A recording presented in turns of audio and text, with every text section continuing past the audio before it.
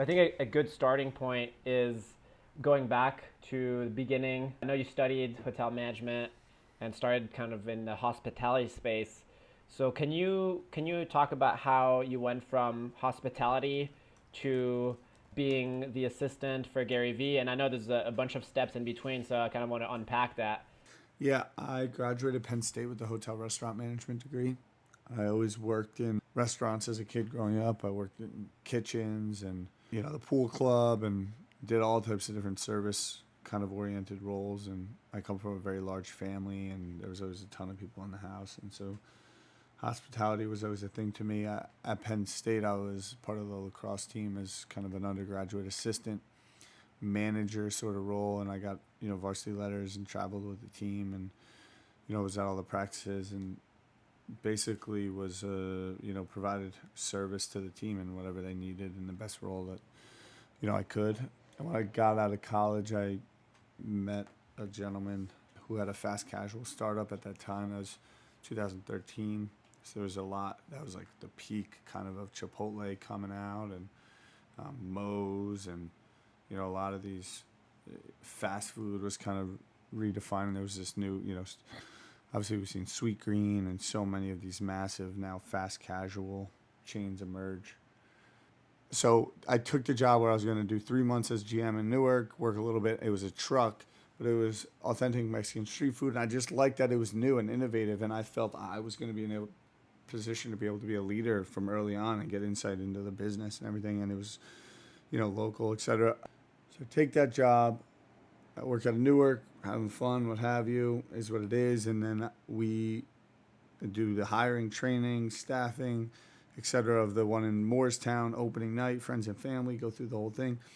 And the whole time, all I wanted to really do was the marketing. Even in college, like we would do these courses where it was put on a dinner for the night, right? Mm-hmm. Where you'd have to come up with the theme, come up with the menu, get all the ingredients, have the team cook it, have the team host it, who's going to be in what position, et cetera, et cetera, et cetera, et cetera. Well, all I did was make sure that there was a shitload of people at the dinner. Like, I was like, all right, my role is just get people to come. I'm going to fill it twice over, and we're going to need extra seats. Y'all worry about the rest. And so when I got into the industry, it was like I'm not a kitchen guy. Trust me, I should not be running a kitchen, should not be near a kitchen in sort of any official capacity. You do not want that. And so I had started to have that conversation with them. I was like, this isn't for me. Connection. They put me in touch. Coffee chat. I get a job at Vayner Media, entry-level position. How big was that time? Started November 2013. I was believe the 291st employee of the company. The company's now 1,500 people. APAC, office in Singapore, office in London, office in LA, office in Chattanooga, office in Colorado, now office everywhere because of remote nature. By serendipity, I got placed I got placed on a team with a gentleman named Kenny Cousins, who was the man. First job out of college, really into the city, commuting in. It was epic. I was so fortunate. And Kenny Cousins' roommate was a gentleman named Matt DeMeo, who was Gary Vaynerchuk's assistant at that time. And we got tight because we were all Rangers fans and Yankee fans and all that. And then, Matt DeMeo invited me to play pickup hoops. Gary and AJ held this little private morning run. They invited me to play hoops. 6 a.m. run in New York City. I was living in Montclair, New Jersey. I started taking a 4:30 train on a weekly basis to play basketball with them. One day I'm having a check-in with my manager about, I think, 6 months into my time at Vayner Media, maybe 7. She's like, AJ's looking for an assistant. I pretty much just said, I cannot, not grasp this opportunity. Had you developed a relationship with AJ through the pickup games? Yeah, and for sure. Did he ask you if you were interested? Is that what happened? Yeah, more or less. He identified a couple different individuals that could potentially do the role. And so I went through an interview kind of process in and about it. And that's how I went down. And then I got the gig. And pretty much from that day on, I just worked 24/7 for them it's been More or less 8 years. June will be 8 years since I got the job with AJ. Which is crazy. Yeah. That's wild. Why did you get the job? Like you said, there's a couple people. Did you stand out in any way? Did you just make them understand that you really wanted that job? The thing is, it's funny because one of the other kids is still at the company, and I'm incredibly close friends with him, flying down to spend the night with him tomorrow night. Like, I just think that maybe it was certain context at that time. Maybe it was I really took an approach that, like, I had to get the job, and maybe that's what landed it. I left no room for debate in how badly, it was the fit for me comparatively to other roles at Vayner, which may have been it, I think that I kind of made it clear it was my number one skill set. How so? How did you make that clear? Because I viewed it as service, as hospitality, as me being in service to AJ in the position. And, like, I walked his dog, I parked the car, I got him lunch every day, like, whatever it was. That's interesting. Because I believe that people need support. And I think that there's real honor in that. I think that it's honorable to be of service for what I consider to be, as business, whatever, but, like, a greater cause. And he was the man. We were both friends, and he was my boss. And that's a really tricky situation, I think, to navigate, but it couldn't have been easier. And, I thank those guys for that for sure. But, yeah, I think there's a fun nature to being of service to, like, a greater cause. And that's really what you had to be in the role. And that's, I think, how I perceived it. Like, I'm going back into hospitality. It's really interesting because most of my friends that either have parents that were in the restaurant business or that somehow have ended up in the, like, hospitality business, like, there's something about the way, like, their friendship is different, and, like, service is, like, the definition or the purpose of their life, and you can see it in their interactions and how like, when they have, like, a dinner at their place, how they like to host and just, like, make everyone feel comfortable. And the fact that you're saying that you basically took these concepts from hospitality, which is where, I mean, you kind of had that growing up, and it's kind of what you went into initially, and brought them into this role where, like, a lot of people, like, might not have that perspective. It's like, okay, I'm an executive assistant, I'm just, like, here to, like, get the stuff done that, like, the person doesn't want to do, versus you, it's like that perspective of, like, hey, I'm going to serve this person so they can excel at their job and, like have an impact on the entire company. That's really an interesting perspective. Going into that position, was there any thought of, like, oh, there's so much for me to learn in this position of, I don't know if it's your phrase or if this is one of Gary's phrases, but, like, getting close to the sun.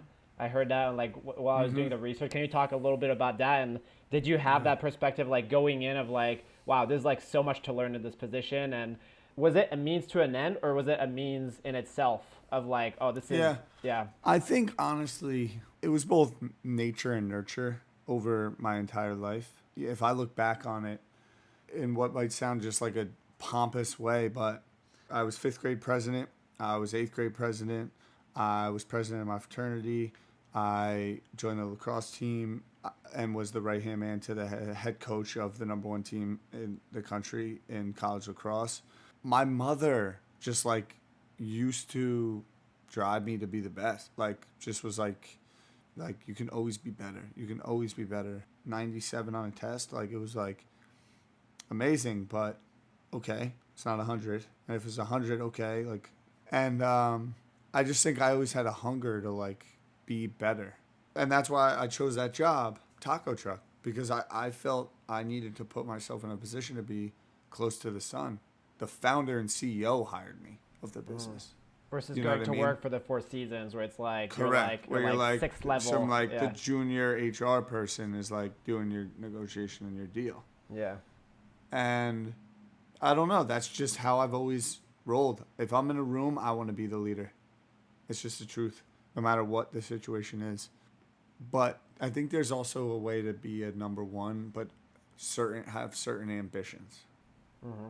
Meaning you don't have to be, like, the biggest thing in the world. And I think I'm learning that over time, right? Like, am I number 2 to be in service of people of a number 1? I believe I'm really good at that. I truly do. But I also like to lead. And so on the closer to the sun thing, it was a completely calculated move. I journal all the time. It's funny, I could probably pull up right now. I remember clear as day going into the meeting with AJ, my final interview, I snuck off into a closet and wrote like all down in my journal. I was nervous and all that. And I used to write going into work on the train. I would write, do one thing every day to like make you uncomfortable. Go talk to someone. Go ask someone a question for no reason. Like they might think you're dumb or whatever, but just take every opportunity. And so that was all. I don't think that wasn't something new. That's how I've kind of always been. I'm not the best student, but I'm going to become friends with the teacher in a way that protects my downside from having anything maybe less than a B, C on a bad day. You say it was calculated. What was calculated about it? Calculated about it was those are my interests. Like I only like again being back to being of service. Most people want it for them. I think I can help others, and that is a great strength. And it's kind of like what Gary says. Customer service is service. What does that mean? The customer is right. Like there's this notion of being the bigger person, and like we've gotten into a place where like someone has to win, and you can win in business while letting the other person win. That 51-49, or what Gary says, like to be a leader, like you work for your employees, they don't work for you. Your job is to empower others. You're supposed to be the platform. You're supposed to be the springboard. Best way to get yours is to let other people get theirs. And I think that's also true what I've realized in listening to other people's maybe problems or trying to help them with their problems, fix their issues sometimes is the quickest way to fix your own. And it can be very therapeutic in that regard. 100%. So from day one, 24/7, what were the first 30 days with AJ? Like you've never done this. You've never been a personal assistant. You've been of service, right? But this is kind of different, right? Mm-hmm. What's it like figuring out the job and being thrown into the tornado that I imagine it might have been? Yeah. First day. So I was working on, Gary told this story last night. I was working on the Jets account at the time. And as you can imagine, Gary, is a very important account to them. And, their fandom. And I was not that good at that role and position, specifically for the Jets. You're imagining like their Instagram and stuff, like social? Correct. Yeah. Correct. The first day I was on the job with AJ, first 6 hours I get access to his email inbox. He gets an email from the Jets asking to remove me off the account. First day. I walk into AJ's office. I'm like, fuck, man, I'm sorry. He's like, I'll get back to it. Don't ever think about it again. And it was just like, wow. Like, he was just like, I got you. Like, I got you, bro. And that changed everything. And honestly, from right there, it was like, all right, game on. It was like trust, right? Yeah, it was try, and we just went. It was great. It really empowered me, and it's taught me everything. You got to believe in people. Oh, there was like a clip going around from Jobs, and they were like, what'd you learn at Next? And he was like, it wasn't so much what I learned, but like I've just seen the data. Like, play the long game on people. Like, play the real long game on people. It'll work out. Actually, what does that job look like? It's a combo of street smarts, empathy, always being the bigger person, understanding, contextual situations, and how to use the internet to your benefit, all wrapped in one. As far as that position, is that something that some people have like a natural inclination towards versus something that you really learn on the job and develop, For sure. Yeah. For sure. There's a little bit of both. What I would say is the role is 100% contextual and dependent on the employer. Mm-hmm. And what they're looking for from a relationship perspective. Some people business only, some people 360, business lifestyle. I have an assistant. Yeah. And I try to pass on things, what I liked about it, what I didn't. All in all, it's like, I really do have this passion for, I think there's a real apprenticeship. If you look back in history, the notion of apprenticeship was an honorable thing. Yep. And now it's demonized as working for free. And I think that's bullshit. That's actually the core theme of the podcast. Like everyone I interview on this podcast, it's called Backstage Careers, and I'm basically interviewing everyone that's going through this apprenticeship process with someone they look up to, basically going to Yeah. work for the person they really respect and want to become more like, and what they've learned in the process. That's kind of the theme. Yeah. In the history of humans, this notion of like a fiat currency is a newer thing. Mm-hmm. Meaning, you used to go to work for education. There's barter economies. People would trade things, and part of that was, skill sets. Because if you were 12, you'd go and work somewhere and leave home, and then, return home at whatever 18 with a skill set and a knowledge and an understanding of the world and understanding of hard work principles, and being able to then utilize those skills that you've learned to produce for a family, that you got and raised, and that becomes on you, and you then pass that on to the younger generation, whether that's your own kids, et cetera, et cetera. Now, the world's by and large changed, technological advancements, but the notion of apprenticeship, I believe, is, I'm 30, and so I believe I have a lifespan of 110. And if you take another 30 years, that's 60. And in business, that's relatively that's like your prime. Like, that's like, a 28-year-old basketball player, 29-year-old basketball player. But everyone, I've learned, by and large, that most people are playing a short-term game versus going long-term on people and education. And so I would always think about going to work is not just transactional. At Vayner Media, going to work is not just transactional for my paycheck. I need to force myself into challenging positions, punch above my weight always, so that I'm also extracting value of getting better at my skills and new skills and changing things and learning new things and, working at a place as relationship building, etc. Because people leave and go to new places, and how you treat them is everything. Yeah. So when people ask you random left field questions, you can either be pissed about it or use it as an opportunity to help them, bring them value, be of service of them, and then later on down the road, you will always have that. Yeah, I love that. You worked for AJ for like a while, like a year and a half, if I'm not mistaken. How did you transition to working for Gary? AJ was leaving the business. Okay. AJ was leaving the business. He had some health issues at the time, and we had known that for a little while. It was always kind of up in the air, but they had just acquired a sports agency, and so he was leaving the business, and I had some time to figure out what I wanted to do next, and I was on pace. I joined a team of 5 people. We were going to go open the London office, and we were pretty much within like a month of the move. I'm at the office one night, late night, probably like 8:15. I'm there with Matt DeMeo, Gary's assistant, Nathan, Andy K's there, Trouty's there, Phil's there probably, hanging out, shooting the shit. Gary calls me in the office. He's like, hey, man, Matt's going to move into this new role. I'd love for you to be my assistant. He's like, whatever, forget London. Let's do this. And I'm pretty much like, all right, I'm in. And then he's like, go home, go to bed, sleep on it. I remember I went up to Nate and John's. I had some beers that night, and then drove down the west side, and that was another new chapter in life, to be honest. I can imagine. Yeah. That must have been, hard to sleep that night. Yeah, exactly. I just knew that was going to change everything, for me, and it, it definitely has. It's been grateful for the opportunity. What did it change? Like immediately within the first 30 to 90 days, what did your life look like? Another level of work ethic, another level of commitment, another level of what I would say, like service, and another level of opportunity. Mm-hmm. Opportunity at times can be a gift and a curse. You show me a man that has endless opportunity, and there's a lot of people that will struggle with that.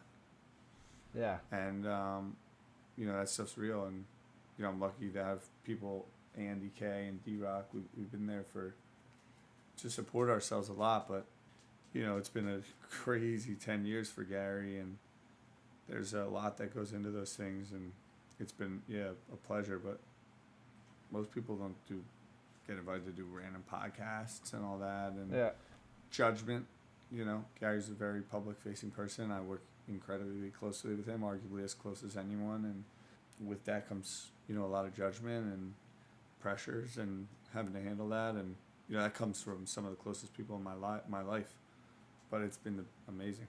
It's been the biggest blessing. Yeah. That's amazing. As far as day to day, like imagine like communications, project management, booking flights, restaurants, travel. It's been a while, right? Like you started that role a while back, and that's not really what you're doing anymore at the moment. But can you put us kind of in your shoes back then? What was your day to day, week to week like? It was just go. It was go mode. It was scheduling. It was calendar, and his calendar would arguably have, if you think about over the course of 8 hours, he never worked an 8-hour day, but pretty much he had 6 a.m. to 11 p.m. from the years 2015 or 16 to 2019. And that was your schedule? That was yes, and that was my schedule. It's exactly right. And weekends included, I would imagine. Yeah, the number one thing I remember about the early days of working for Gary was him hitting me up on a consistent basis before 9 a.m. on a Saturday morning. With the same enthusiasm as if it was a middle of the day Tuesday. And that was just an entire new concept to me. I mean, we'd work asses off, and Saturday morning I'd go, whatever, Friday night I'd go out, turn it up a notch, 8 a.m. It was like, nah, like these are his goals. You want to fuck with it or not? Let's go. Someone else will.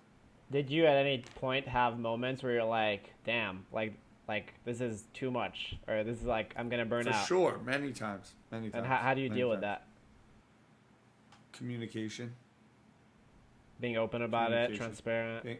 Correct. Yeah. To him and others. So people, you don't got to hide what you got going on. Yeah. People are generally receptive. And that's something I've very much learned about being open about struggles, especially with him. Because at the end of the day, he's, the president, CEO, chairman of a privately held company. He can make any decision he wants. Mm-hmm. And nothing is as important as just being in a good spot. Yeah, 100%. You went from Gary's assistant to what you guys call Office of the CEO. What was that change about, and how did that reflect in your day to day? It just became, as over the years, based on the assistant role, there was just so many more projects being taken on and relationships being deepened and developed. And we needed to scale it out. And so I kind of moved out of like this assistant role into this Office of the CEO role, and really managed his relationships. I was managing a kid named Bugga for the good portion of 2 years. He was a kid that won the Fortnite World Cup. I was leading all the day-to-day communications in and around that. So you're managing him, almost like an agent. An agent as well. Okay. Yeah, I was doing deals for him. And how did that? That's kind of random, right? How did that come about? It was random. Yeah, it was random. He won the Fortnite World Cup. Reed Bergman was an agent working at Vayner Talent, Vayner Media. Reed knew his aunt, something like that. They get in touch right after he wins. We need to talk to an agent. He comes into the office. We meet all the next day. It's all older dudes, Gary, who's contemporary, and me that take the meeting because I knew Fortnite in that world. And him and I just hit it off, and I kind of just became the big brother manager for him, and Reed did all the deals, and he went from being a high school kid with pimples that was exceptionally freaking good at video games to a pretty much worldwide teenage star with $3 million in the bank overnight. And and the relationship that we built was kind of a prime reason why he signed with us. And so I just, that same act of service, I just saw an area where I really felt I could help. Very informal, it seems like, right? Like you basically... Yeah, it was very informal. Walk me through, like, you're Gary's assistant at the time. Yeah. Like, yeah. Are you taking this on top of the job, and you're just like, this is my side hustle, pretty much? 1,000,000%. Yeah. 1,000,000%. I just saw it was such a massive opportunity to make an impact. We probably did in the first 2 years. $5 million of deals for That's him. wild. That's wild. I didn't take $1 of commission. It's just like, yeah, as a friend. Yeah, and we as Vayner did a business, right? Like he was signed to Vayner Talent, and like there was that relationship, but I wasn't a Vayner Talent employee. I wasn't staffed on the business, and You're doing it for the experience. yeah. And now there was support. It wasn't just me. There was Lou was my homie, but we never really crossed paths. He took over for me as Gary's assistant. But I worked with Alex Raffington, who's still Gary's assistant, who's just an amazing human. She was my partner on that, so I was able to scale and do those other things. And Marcus was in place and leading a lot in the office of the CEO, just scaling Gary perspective. So this was not all just me being able to Of course, yeah. go like multiply myself for sure. It's just kind of how it plays out, and it speaks to the notion of how Gary operates his business. So you put players in positions to succeed, and you don't get stuck to rigid things that put people in boxes. Where We it all seems like change it's as humans every day, and the context changes, and that means reality should be changed too. Yeah, it seems kind of like a startup environment, right? Where it's like the word that keeps popping up in this conversation is like opportunity, right? It's like there's so many opportunities. Like when you're in that environment around someone like Gary, around someone that's making stuff happen, there's like opportunities everywhere. And then I guess your responsibility is to see which opportunities align with where I want to go and with my interests, and like kind of making that magic, like everything click, right? And that's what you did. Exactly right. Where it's like you're big into video games, you end up building this friendship, and you're like, okay, this is really interesting. You go in that direction. Like later now, like 1:37 p.m., like you've always been big into sports car and all that stuff. It's like it just like feels right. It's like perfect. Everything fits together, and it's like boom, like let's go. That's exactly right. And when you're playing a forever game, it's easier to, I guess, not get caught up on all the shit that I make the right decision or wrong decision, as long as you keep going forward. Yeah. So let's backtrack real quick. So you start managing Boga. So how does that lead into like office of the CEO and that kind of pivot of like Gary's assistant to like doing the management on the side? What does office of the CEO role kind of, how does that come into play? Garyvee is different than Gary Vaynerchuk, the CEO and businessman. Mm-hmm.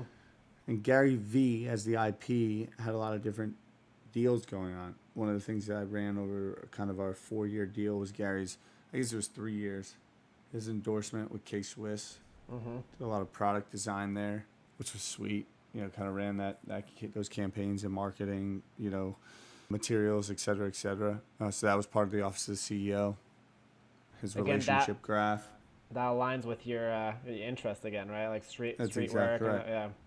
That's exactly right. And all that's kind of manifested up into 1:37 p.m. I've worked, Andy worked so close on all things, and so did D-Rock. Both of us, all three of us on all things K-Swiss. So that was part of the office of the CEO. He was, some of his speaking deals, I'd help Zach Nadler at least vet inbound and, partnership opportunities, largely on the content side. Mm-hmm. So, there's booking his podcast. I handled all that.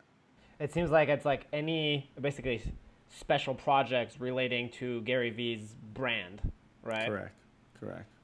So I want to go deeper into those because I think that can be really interesting. So I'm gonna mention each project, and I'd love for you to mention kind of like what your involvement with that project was. And you mentioned this idea of optimizing Gary's network graph. That notion is fascinating to me. So can you go deeper into that and kind of I know there's like a bunch of stuff with like the hip hop relationship, esports. And there's a bunch of stuff with the All-In Challenge, right? Can you go deeper into what that means and like what your role was with that, I guess, mission in general? Fundamentally, I guess Gary's business model is always bring more value than you take.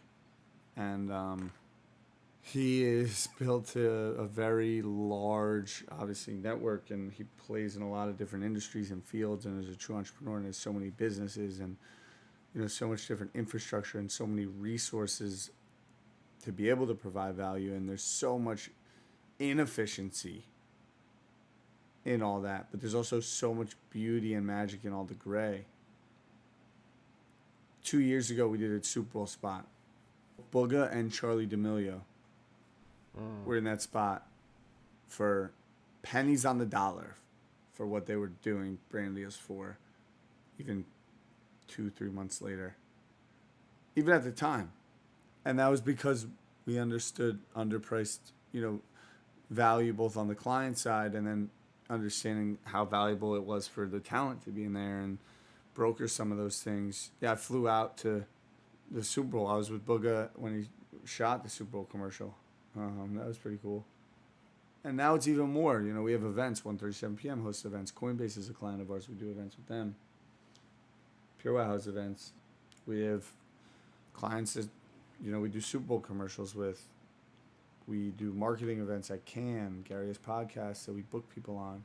Like, it's all about just bringing value to the network. And that's what my role was, oversee that. What does that look like? Like, you're basically booking meetings, organizing events, and all that stuff? Like, are you thinking of like, oh, we should connect with this person because like we haven't talked to them in a while? Every day. Like, did you have like a CRM? Just tap in. Yeah. Did you have like a CRM? CRM, for sure. But that word CRM has like been a pain point over my last, if I'm being honest, 8 years, because we've never been able to. It's an unscalable sort of business, if I'm being super honest with you. Like, and that's what Gary loves, because it's all white glove. You can't don't keep track. You're not keeping track. You can't automate it. Yeah. You just can't. Otherwise, you lose the feel of it. I guess like when you have a job like that, it's like every morning you wake, like what happened? Like you wake up and you're like, you just think of like, how do you think of like who you're connecting with and like all that stuff? It's context. It's paying attention. It's creating the ability to read insights. I mean, like I said to you at the beginning, it's a skill to know how to navigate the internet and Twitter, and know how to use Twitter to your benefit, and know how to use Instagram as a tool to relationship build, and your DMs. I mean, we went on and on and on for so long about DMs, to be honest, and the importance of them. And I think a lot of people has probably changed their life because there was a heyday of Instagram DMs, a real heyday, where it was like moving and shaking, and we went hard on it, just connecting with people, saying what up. We have an event here. You want to come? We have this. You want to come? That's awesome. I love it. Another project I want to kind of go deep on and figure out like your involvement and just what your play in it is Veefriends. Because that's a recent one that we spoke about at the beginning, but like really, really significant and once in a lifetime opportunity, really. Can you talk more about that and kind of what your role in that was? And kind of like the campaign like leading up to it as well, because I know it was like it was probably a crazy like month. That month must have been like insane, leading up to the launch. Nutty, to be honest, nutty. It was an interesting time for me for a couple different reasons, personally as well. Actually, there's just a lot going on in my life at the time. But we went out to Malibu, essentially a year ago. I think it was the first week in April we went. We were there for a week. Maybe 8 days, I think. And Gary concepted the whole project and drew all this, everything. And we just jammed and we worked and we did meetings and we worked and we did jams and we threw ideas and we bounced around. And, just being there was something I'll never, ever, ever, ever, ever forget. How many of you guys were there? Andy K, me, Drock, Phil, Maha, and Gary. Wow, about 6 people. Yeah. Just brainstorming. Yeah, and over the course of those days, he drew everything. I did a lot of scanning. I scanned everything. He did a lot of file management with Phil. And then there was some work that we did on post-game, on the back home at Gary's apartment. We were working there a lot. But I had just moved into operating 1:37 p.m. And so I was in a new role myself, and I was learning a lot of things on my side. So, to be honest, I wasn't, in the trajectory of my relationship with Gary. It was a unique time because it was the most distant I had been with him. Mm-hmm. Because he was taking on a massive new project, and so was I, and they weren't necessarily intertwined. Mm-hmm.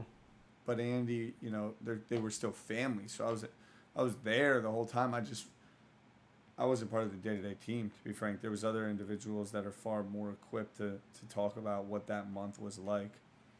I know Gary, and I know that it was probably what I would say the most stressful, hardest, fucking just grind it out month he's probably ever put in. And I'll never not bet on that man again. I've never bet against him, but I didn't bet on him in Veefriends, even how close I was. Even after fucking 7.5 years, I didn't bet on him. It felt a little crazy as a product at the time. Yeah, if I'm being honest. Just was so new. He just saw it so differently. And I'm going to be honest, I just deployed $80,000, all of my net worth. I just deployed 95% of my net worth at the time, 29 years old, into CryptoPunks. I bought 2 CryptoPunks. And they weren't up at the time when it launched. Ethereum was up, but Punks were not up. Punks might have been down. I think I was underwater on my 80 grand in CryptoPunks, market value wise, floor market value, on the day Veefriends launched. And Veefriends took, I think, like, I don't want to get it wrong, 11 days to sell out, or 15 days to sell out, or 18 days to sell out. I mean, I bought a Veefriend like 6 days after they minted. Really? Yeah. Yeah. For real. But I bought one. That blew up. Everything we just talked about for the last 53 minutes would have led you to believe if I had deployed $15,000. If I deployed that $80,000 into Veefriends, it'd be over $1 million today. Mm-hmm. Easily. And we just talked about how much that was my guy. Yeah. And I didn't bet on him. And that's okay. Like, everyone's got their shit, and we laugh about it to this day. You know, because now you know. Yeah. That's crazy. You learn from it. Yeah. That story is amazing. You mentioned Drock and Andy a couple times. I think it's those friendships that go everything. back, way back. You grinded together. You went through a bunch of stuff together. What is that like? What is you guys' friendships like? And also, I'd love to hear if you want to share their story of like behind the scenes and kind of how all of those connect. Yeah, those are my guys. We really have a special bond. It's been really cool to watch, each other grow and do their things. Andy K tweeted at Gary asking him to work for free. He'd probably be the first to admit, he didn't have the toughest time from, say, the age of, you want to call it 17, 18 to maybe 22 or 23, which is, a time for dudes that are like, everyone kind of tries to, show what they got going on in life. He went from tweeting at Gary asking him to work for free, living at his mom's crib in Virginia, to being the president of arguably one of the most forward, innovative tech companies in the world right now, from being dead ass. Just in a utilization of like the hot tech, like, and that's just like is fucking, I think, really, really cool and special, and it's only honestly just begun. And then Drock was homeschooled and came from the Poconos, and had cleft lip as a child. Probably had 15 facial surgeries over the course of his career. Since I knew him, he's had his jaw broken, I think maybe twice. Wow. Small town kid, and like has traveled the entire world, met some of the craziest people you could ever think of, is recognized all over the world, has inspired a massive generation of creators in like a real way. It's weird because like he's literally defined like a position within an organization. It's like a Drock is like a noun, right? Yeah, like, totally. And like the Kanye West documentary just came out, and Kanye had a videographer. So it's not a new concept, but it was just this convergence of YouTube and everything moving forward, and the notion that individuals as media companies is a real thing. Mm-hmm. He will forever be someone that really led that. There was creators, Casey Neistat, the Logan Pauls, the early Vine stars, what have you, but they were creators of themselves. They were their own muses. Yeah. He was a pioneer in whatever he did, right? Like, he pushed it probably further than anyone before him had. That's correct. And that was just worked out where, Drock was the creative in that sense. Andy was the strategy. And we're tight. And when creative and media are together, like that. You know, it's seriously, that's why they were able to push it so far. I mean, every day these platforms are innovating. Twitter, Instagram, YouTube, titles, everything.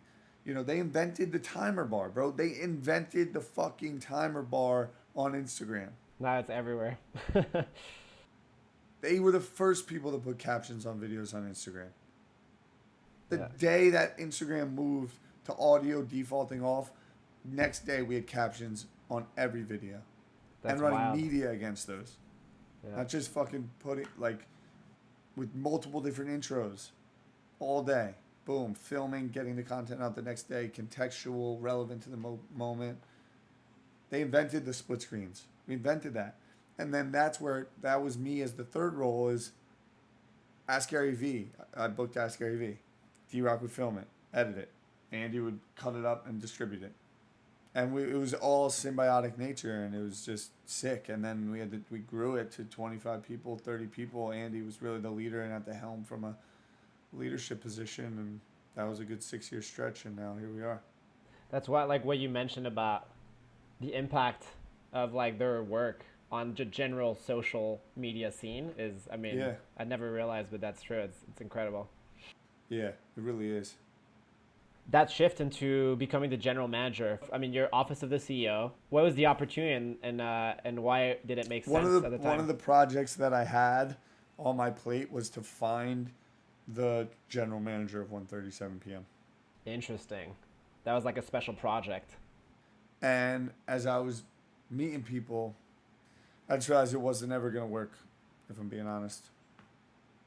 There just wasn't going to be anyone that understood our game well enough to execute it in a way that There was would make no one us on the pumped. outside.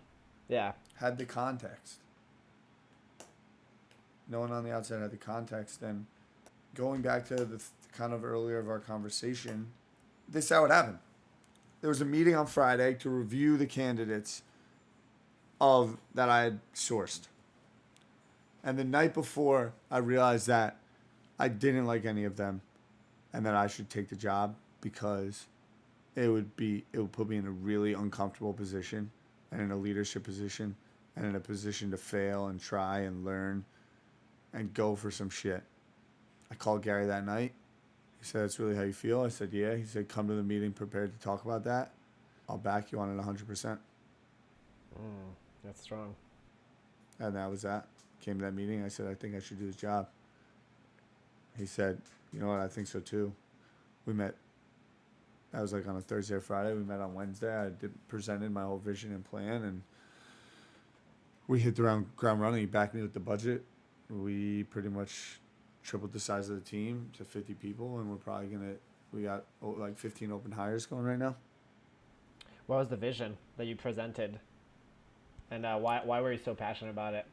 That we needed volume of employees. We needed younger. We needed remote. We needed creators. I understood Gary's leverage in the ecosystem and the value that we brought as an employer. I mean, Facebook, Google, Twitter, these companies, Amazon, you go get these positions, what it does for your career, full stop. Working at VaynerX has the same impact. And I understood that because I'd been as close to it as humanly possible. And I'd understood the moves that Gary was able to make and the positions and the leverage. I bring that to hiring because I truly believe that if you're a young creator, there's no better job you could have in the world than working at 1:37 p.m. for building the leverage of what if you want to make it a long-term sustainable thing. It's like an incubator for talent. Correct. Essentially. Yep. Yeah. And I knew how to tap into that, and I knew how to read it, and I knew how to deliver on the value, not just say it, based on what Gary had kind of taught me over the years and the resources that we had available and the network that we had, because then I could actually tap into people. Tyler Babin is the lead creative, right-hand creative to Hassam Minhaj, one of the most successful, hottest comics in the entire world right now. Hassam Minhaj DM'd Gary. I saw it. DM'd him back. We go out all and get dinner. He's a massive fan. We book him on Ask Garyvee. 5 years later, Saturday night, me, D-Rock, Andy, a couple girls are going VIP to Sam Minaj, and we're going to watch Tyler Babin on stage shoot a sold-out Radio Music City for 5 days in a row. Like, That's what's up. And it's not even begun. Hasn't even begun what we're doing. Where are you guys going? Like, where do you see you guys going, like 5-10 years? Being the biggest platform, communications platform in the world is probably what I would say it's about now. Being the most contextual, contemporary communications machine in the world, to be able to make impact on whether it's humans, good humans, spread positivity, whether it's diseases to be cured, whether it's, missions to be, accomplished, whatever it might be. That's kind of the goal, I think, at this point. Stepping into you essentially stepped into a huge growth opportunity, leadership opportunity, mm-hmm. right? What did you take from Gary that you kind of took, like, wanted to repeat for yourself as a leader, like now as a leader of like a team of 50, right? What did you learn from him that you're kind of taken and made your own? What philosophy is what? One is that you have to put people in positions to succeed. Organizations are living and breathing. And I believe, and a couple of things. To me, process, I always said this, and this is the way that Gary operates too. Process is amazing, but the second process becomes, I believe there's a tipping point of process. You implement processes to find efficiencies, to allow speed. The second the process doesn't become beneficial but becomes relied upon, and decisions are made based on processes rather than common sense and reality, you need to smash the process, because then critical thinking stops and process takes over. And so there's always a point up where I believe process is amazing until you have to realize that you can no longer rely on the process because it's removed critical thinking and common sense from the equation. And I think that you have to realize that with employees too and people on the team, is that situations change in people's lives, and interest change and curiosity changes. And by and large, most time when you hire someone for the job, they're actually better at something else within the organization. I really believe that. And there's a cost that comes with that, but if you're willing to play the long game on people, it can really play out. It seems like helping people flourish, doing what's really empowerment. Like, you got to empower people with an understanding that not every relationship works. Not every time people get together, it ends in an amazing way. Like, that's the nature of human beings. And so you're going to be scared of that. I don't hire people with a fear that it might not work out. I honestly don't. Unfortunately, I've had to have incredibly tough conversations. I had one today. Like, it's just, as long as your intent is correct and you actually believe you're doing the best for the human, with the context and information that you have, like, things should work out over time. That's beautiful, man. I think it's a great place to wrap up. I agree. This is an amazing conversation, and I think many people, there's a lot of lessons to learn from it. Do you wanna close off with any just general career advice for people that are listening, or?